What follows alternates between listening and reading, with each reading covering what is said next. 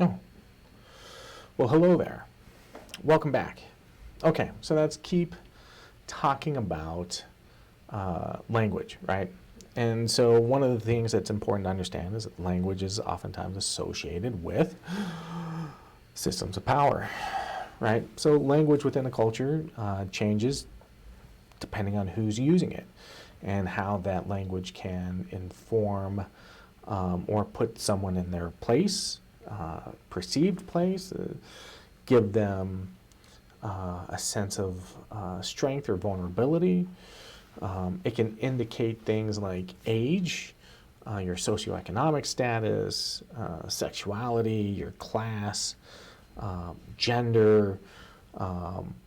All of those things can be viewed from the linguistic sense, okay? And it can give us an idea about who you are, where you're coming from, your experience, what to expect of you, right? Words have a lot of power, right? They can help someone, they can heal, they can cause damage, they can hurt people, they have historical value, right? There are certain words that can be used and can't be used within society depending on who you are. And all of those things have context, right? There's some sort of historical context that goes into them. Then it was used in a way to create an imbalance, and that's where power comes from, right? Power is about creating oftentimes an imbalance within a culture. Somebody has it, somebody doesn't, and that language can have a big influence in it. And it can happen in a lot of different ways. Even someone that's been to, say, college, right? When you go to college, you are getting an education, but it furthers your dialogue. It furthers your capability of using more language, more words to describe more things. And if you talk to someone that, maybe didn't complete their eighth grade education, using that kind of language from, say, someone that went through college and talking to someone that doesn't have that same level of education can create a power gap, right? And can create, even if unintentionally, an understanding of power, of capability, of wealth, of all of these things that can be associated with education, right? Maybe this person had to drop out of school at eighth grade because they had to work, and they were working in a rural community, and they had to make a living that way, and they had to help their family. And so they've got a different set of knowledge and capabilities, but they didn't further their education beyond that. And if you, with a college degree, goes and talks to them, they might feel off-put because you're using $10 words, right? And so even, again, unintentionally and sometimes intentionally, language becomes really important because it can be that access to information, and information is oftentimes seen as a means of power, right? Again, they change meaning over time. They can be used as a tool, as a weapon to change how someone sees the world. We've seen this happen, even today, this is continuing to happen, in which denying someone's language, so they grew up in a community and their language is being forced out.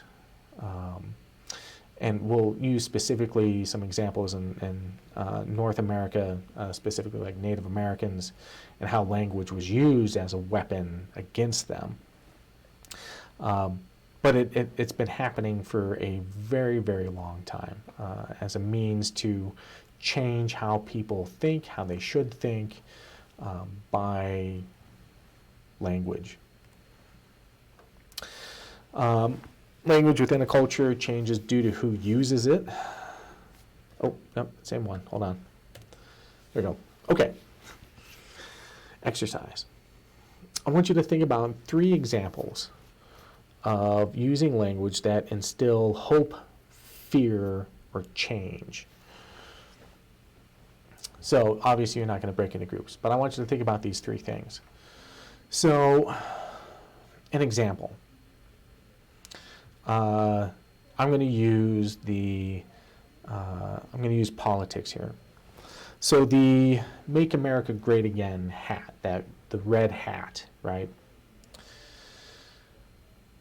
Depending on your perception,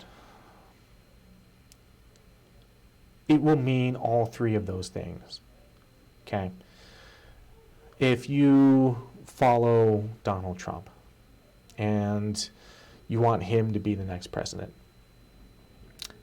that instills a sense of hope in you, right? You see that hat, you see all the other people that are wearing that particular hat, and you find comfort in finding community with all those folks. Now, say you don't want Donald Trump to become president. It can instill a sense of fear, right? What happens when he does become president? Are there bad things? Can those bad things happen to me? You don't find that sense of commitment. You find something else, right? And then change.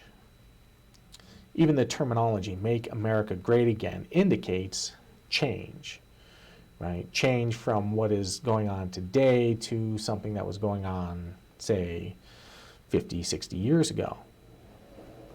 Whatever that context is, it's an indicator of change. Where else might you find language that is used to instill those different ideas, right?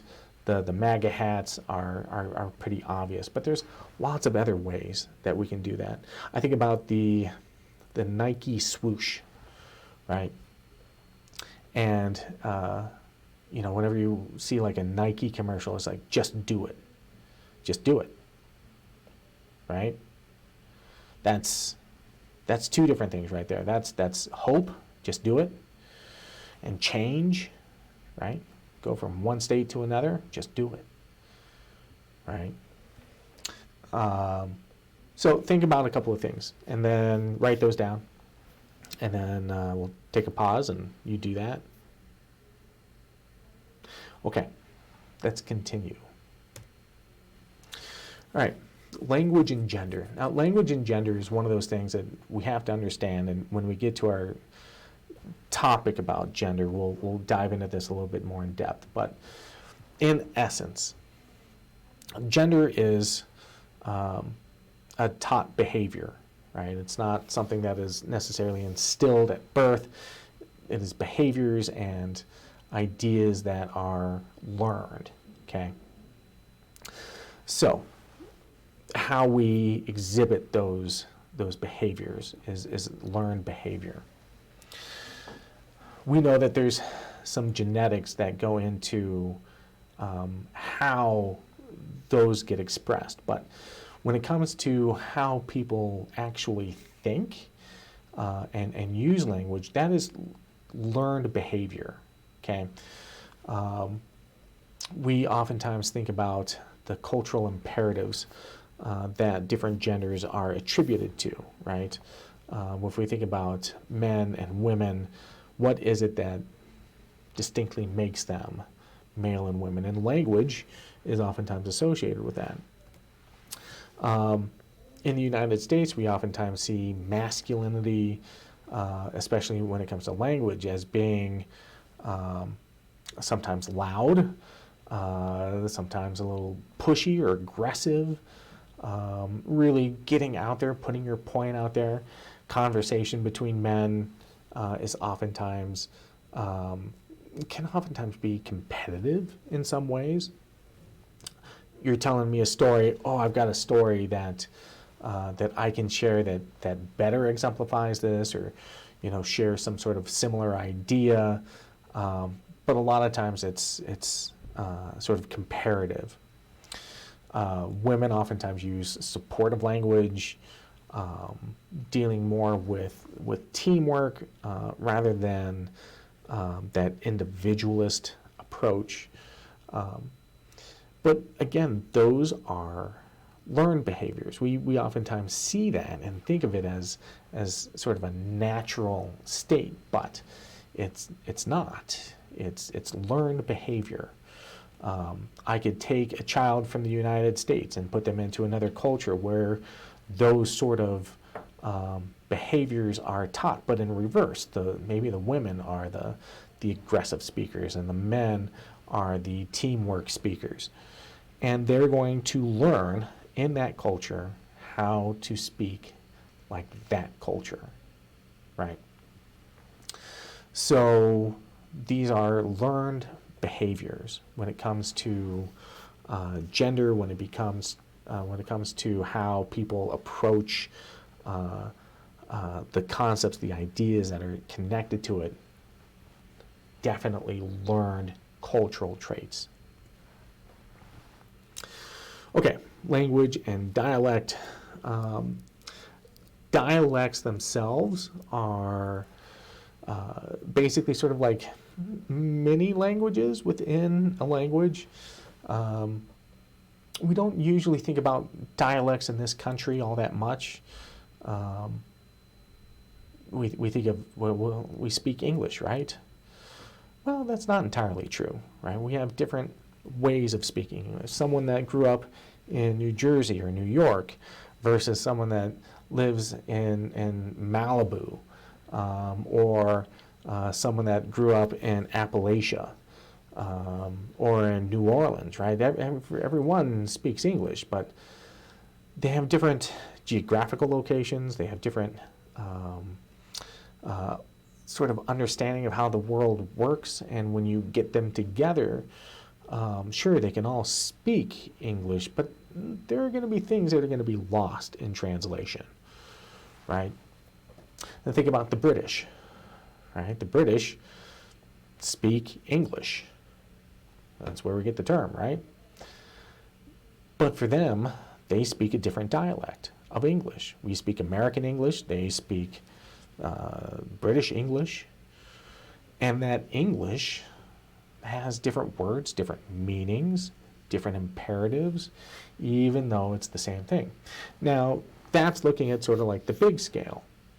If we start narrowing things down, it doesn't necessarily have to be just geographical differences. It can be socioeconomic differences. It can be subcultures within a culture that are going to speak different dialects. They create different, again, sort of imperative when it comes to language and the words that they need to use to describe their livelihood, their environment. So, you know, if you grew up, you might grow up in say like Boston, but you grew up on the poor side of the tracks versus someone that grew up on, you know, near Harvard, or you know, grew up with a lot of resources. You're going to have different dialects just from there, right? Because you experience different environmental parameters.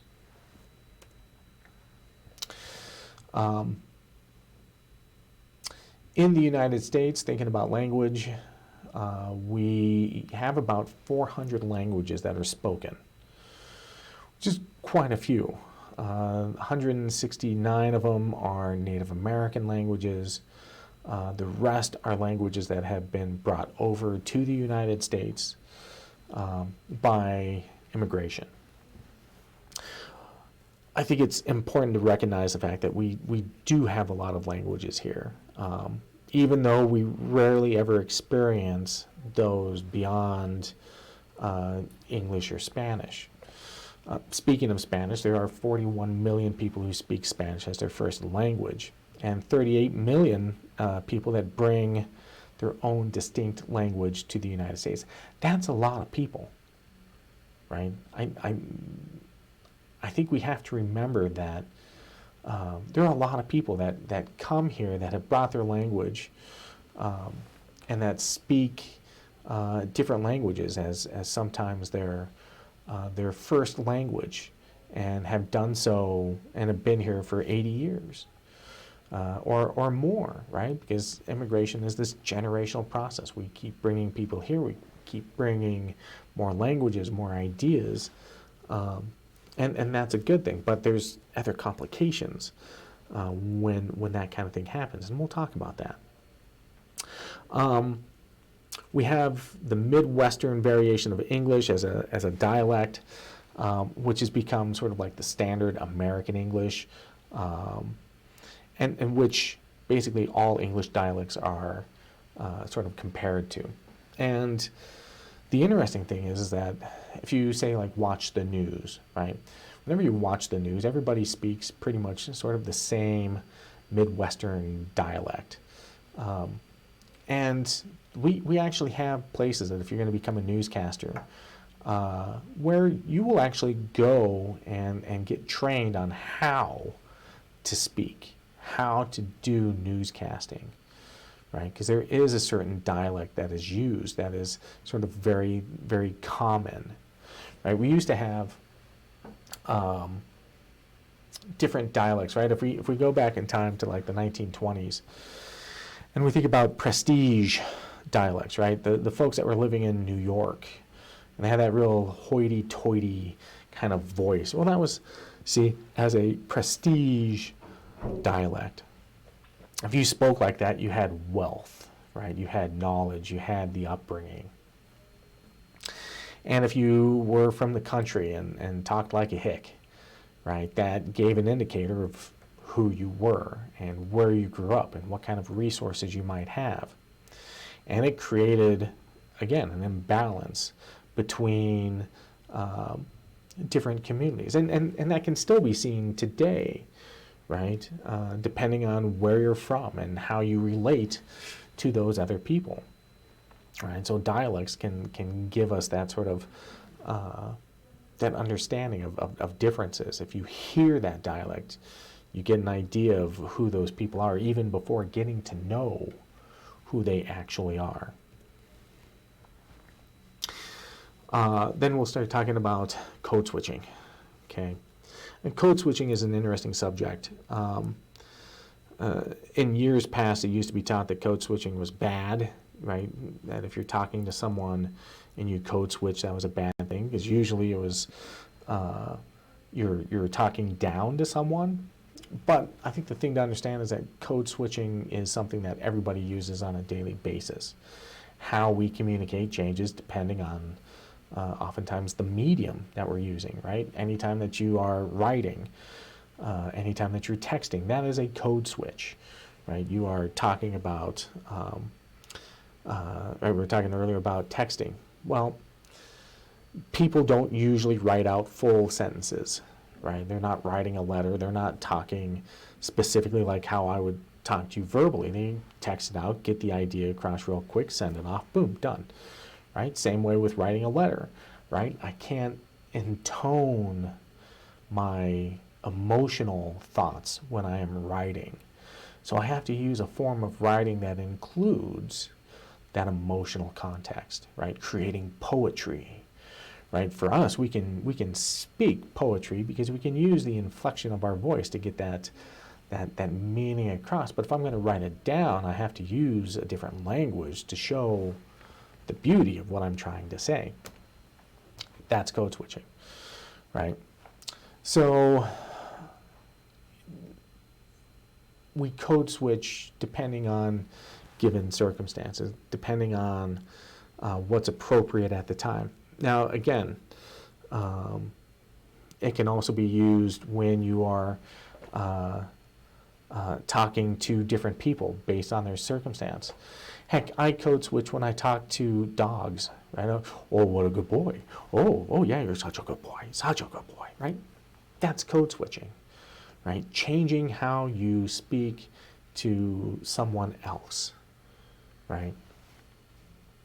And it can either be for good or for ill, depending on who's using it and why, right? In history, and especially American history, code switching was oftentimes used when you had authority figures speaking to like the African American population, right? Using the term boy, right? Hey boy, you know, those sort of terms, especially when used by police officers or, again, authority figures, oftentimes attributed a certain sort of,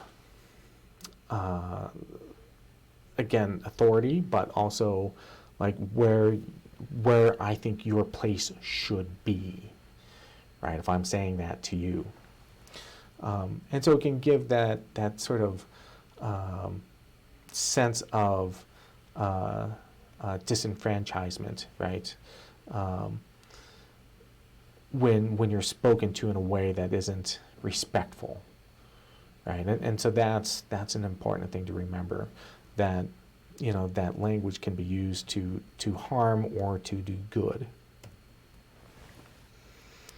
Okay, we're going to take a pause there, and we'll come back in a few minutes.